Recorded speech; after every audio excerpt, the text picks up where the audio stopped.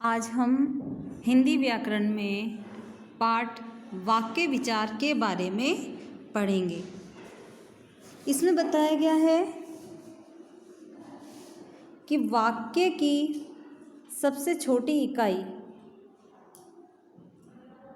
वर्ण है। वर्णों के मेल से शब्द बनते हैं और शब्दों के मेल से वाक्य बनते हैं। अपने मन के भावों को वाक्यों द्वारा व्यक्त किया जाता है। दूसरों के द्वारा किए गए भावों को भी वाक्य द्वारा ही समझा जा सकता है। कभी कभी एक या दो पदों से ही पूरा भाव व्यक्त भी किया जा सकता है। जैसे कि उदाहरण में आपको दिखाई दे रहा है, मैं पत्र लिख रहा हूँ। मिनी सांप सीढ़ी खेलती है। हमें मन लगाकर पढ़ना चाहिए। हमें अपनी संस्कृति पर गर्व है। उपर्युक्त चारों वाक्यों में अनेक सार्थक शब्द समूह से बने हैं जिनसे स्पष्ट अर्थ निकलता है। इन शब्द समूह के बाद में चिन्ह है, अतः ये पूर्ण वाक्य है। आप जानते हैं कि पूर्ण वाक्य में जहाँ होता है वहाँ हम पूर्ण विराम लगाते हैं। तो यहाँ पे पूरी तरह से भावों को व्यक्त किया गया है, इसीलिए ये पूर्ण वाक्य है। परिभाषा इस प्रकार है, सार्थक शब्दों का अपेक्षित अर्थ देने वाला व्यवस्थित समूह वाक्य कहलाता है। बेटा, वाक्यों की रचना करने के लिए उद्देश्य यानी कि कर्ता, विधेय यानी कि क्रिया का होना बहुत ज़रूरी होता है। जैसे कि यह कैसे, कौन, धन्यवाद, ये सभी एक या दो पदों वाले वाक्य हैं, लेकिन अर्थ को स्पष्ट करने में समर्थ हैं। यदि इनको वाक्य में आगे स्पष्ट और पूरा प्रतीत होता, जैसे यह कैसे का हम बना सकते हैं, अरे यह कैसे हो गया। कौन में आप कौन हैं। इसी प्रकार से धन्यवाद, मैं आपको धन्यवाद देता हूँ। जाओ का अभी जाओ, अभी तुम जाओ। इस प्रकार से ये वाक्य अपने आप में पूरा अर्थ देने में समर्थ है। इसके लिए हमने किसका प्रयोग किया है? उद्देश्य यानी कर्ता, विधेय यानी क्रिया का। वाक्य के अंग, वाक्य के प्रमुखतः दो अंग होते हैं, उद्देश्य और विधेय। हमें जानना होगा कि उद्देश्य क्या होता है। उद्देश्य वाक्य में व्यक्ति, वस्तु, स्थान आदि के बारे में कुछ कहा जाता है। वाक्य में जिसके बारे में कहा जाता है उसे हम क्या कहते हैं? उद्देश्य। और उद्देश्य की विशेषता बताने वाले शब्दों को उद्देश्य का विस्तार कहा जाता है। जैसे कि झांसी की रानी लक्ष्मीबाई ने अंग्रेजों को खूब लोहा लिया। अब इसमें किसके बारे में बताया जा रहा है? यहाँ पे झांसी की रानी लक्ष्मीबाई के बारे में बताया जा रहा है। आगे बताया गया है विधेय। वाक्य में कर्ता या उद्देश्य के बारे में कुछ कहा जाता है, उसे विधेय कहते हैं। जैसे भागता हुआ आतंकवादी, मोहन राकेश की कहानी, वह बेचारी, शीला। विधेय क्या है इसमें? भागता हुआ आतंकवादी या चोर, विधेय क्या हुआ उसका? कि वह तुरंत पकड़ा गया। इसी प्रकार से मोहन राकेश की कहानी में विधेय क्या हुआ? कि वह बड़ी रुचि से पढ़ी जाती है। वह बेचारी, विधेय इसमें क्या होगा? क्या कर सकती है।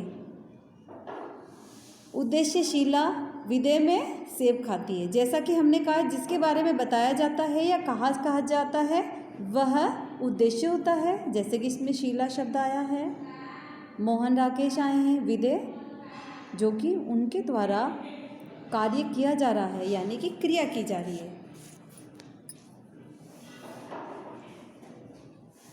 इसी प्रकार से वाक्य के भेद। वाक्य के भेद दो आधारों पर किए गए हैं, अर्थ के आधार पर और रचना के आधार पर। अर्थ के आधार पर बताया गया है विधानवाचक वाक्य, वे वाक्य जिनमें क्रिया के सामान्य रूप से होने और करने का बोध होता है उसको विधानवाचक वाक्य कहते हैं। जैसे कि वह आया, आकाश में तारे टिमटिमा रहे हैं, ये एक नॉर्मली बिल्कुल सिंपल से सामान्य से वाक्य हैं जो कि विधानवाचक वाक्य के अंतर्गत आ रहे हैं। निषेधवाचक, आपको जानना होगा निषेध का अर्थ क्या होता है, जिस कार्य के लिए मना किया जाता है या नहीं करना होता है। जैसे कि इसमें बताया गया वे वाक्य जिनमें क्रियाओं द्वारा कार्य न होने का भाव व्यक्त किया जाता है उसे निषेधवाचक वाक्य कहते हैं। जैसे आप ये खाना ना खाएं, जैसे कि कहीं हम जाते हैं तो सड़क पर एक बोर्ड लगा होता है जिस पे लिखा होता है आप आगे ना जाएं। ना जाना, ना खाना या नहीं करना ये हमारे लिए निषेधवाचक वाक्य होने का सूचक है। इसी प्रकार से आगे बताया गया विस्मयादि वाचक वाक्य। विस्मयवाचक वाक्य में होता है जहाँ हम अपना हर्ष, शोक आदि का भाव व्यक्त करते हैं। इसी प्रकार से संदेहवाचक, जहाँ की हमें संदेह होता है वहाँ पे संदेहवाचक वाक्य होता है। जैसे कि शायद आज वर्षा हो सकती है या आज धूप निकल सकती है, शायद शब्द आ रहा है जहाँ की हमें संदेह है। इसी प्रकार से आज्ञावाचक, आज्ञावाचक होता है किसी की आज्ञा मानकर वह कार्य करना। जैसे किसी ने कहा तुम यहाँ से चले जाओ, तो दूसरे व्यक्ति की आज्ञा या आदेश का मतलब क्या हुआ, यहाँ से चले जाना। जैसे कि टीचर ने कहा यहाँ शोर मत करो, तो विद्यार्थियों को आज्ञा मिली, क्या उन्होंने कहा कि तुम शोर यहाँ पर मत करो। इसी प्रकार से इच्छावाचक, संकेतवाचक वाक्य है जहाँ की किसी और संकेत किया जाता है। जैसे कि यदि वर्षा होती तो फसल अच्छी होती, यहाँ पे संकेत वर्षा की ओर किया गया है। इसी प्रकार से अगर तुम परिश्रम करते तो उत्तीर्ण हो जाते। इसके बाद इच्छावाचक वाक्य बताया गया है जिसे किसी काम को करने की इच्छा जब हम रखते हैं और उस कार्य को करते हैं या उस कार्य को हम इच्छा से कहते हैं। जैसे कि आपकी यात्रा मंगलमय हो, हमने ये इच्छा जाहिर की है किसी दूसरे के प्रति कि आपकी यात्रा मंगलमय हो या तुम्हारा कल्याण हो, तो ये हमारा इच्छावाचक वाक्य के अंतर्गत आएगा। इसी प्रकार प्रश्नवाचक वाक्य होते हैं, जहाँ हम प्रश्न किसी से पूछते हैं वहाँ पे बेटा प्रश्नवाचक वाक्य आते हैं। जैसे कि आप क्या कर रहे हैं,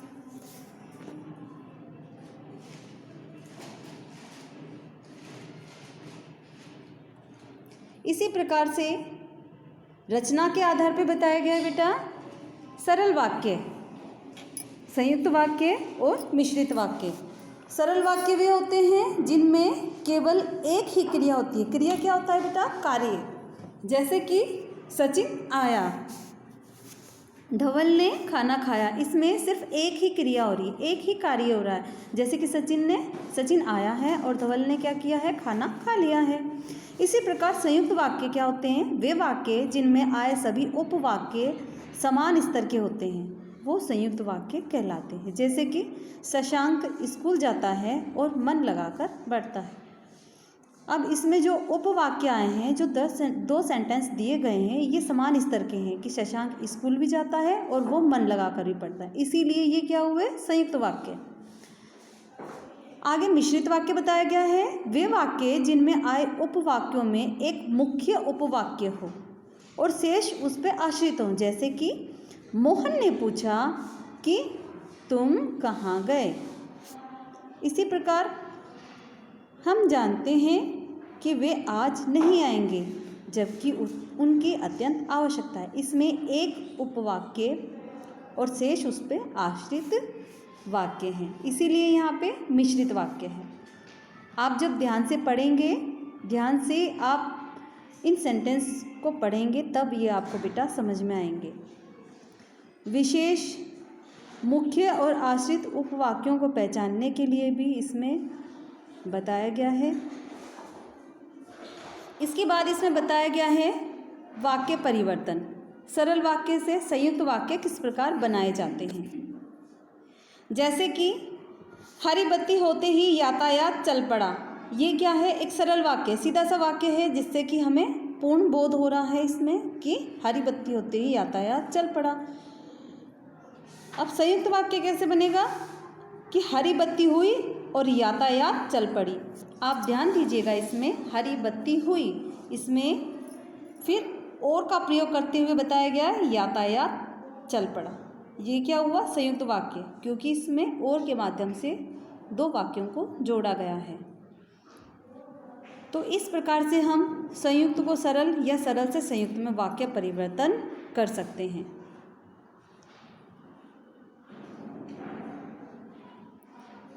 आगे इसमें बताया गया बेटा,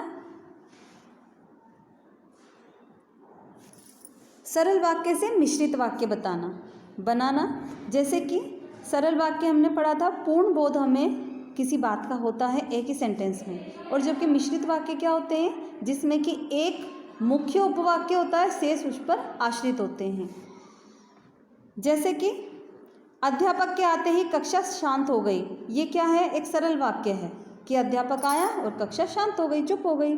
जबकि मिश्रित वाक्य कैसे बनेगा कि जैसे ही अध्यापक आए, फिर अल्प विराम लगा के बताया गया कक्षा शांत हो गई। आपने इसमें डिफरेंस देखा। इसी प्रकार से एक और वाक्य है, मेहनत करने वाले को ही सफलता मिलती है, ये सरल वाक्य है।